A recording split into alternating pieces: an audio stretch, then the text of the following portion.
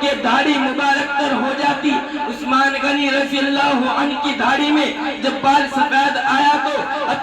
اپنا منہ چہرے میں دیکھ کر رونے لگے اور فرمایا کہ موت کی نشانی آ چکی ہے، مگر عثمان نے موت کی تیاری نہیں کی۔ حضرت شاہ بہلول رحمت اللہ علیہ نے اپنے گھر میں قبر کھدوا رکھی تھی، روزانہ صبح و شام جا کر اس میں سو جاتے اور روتے، فرماتے کہ یہ میرا اصلی گھر ہے۔ 32 سال کی عمر میں سکندر ذوالقرنین نے پوری دنیا پر فتح کر لیا، مشرق سے مغرب تک، شمال سے جنوب تک اس کی حکومت کا جھنڈا لہراتا تھا۔ جب اس کی موت کا وقت آتا ہے تو وہ اپنے خادموں کو بلا کر ایک نصیحت کرتا ہے اور کہتا ہے کہ جب میرا انتقال ہو جائے، جب میرے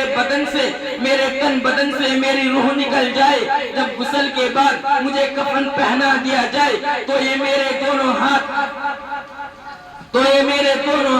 کفن سے باہر نکال دینا۔ خادم لوگ یہ نصیحت سن کر عرض کرتے ہیں کہ بادشاہ سلامت، ہم ایسا ہرگز نہیں کریں گے، کیونکہ دنیا کے لوگ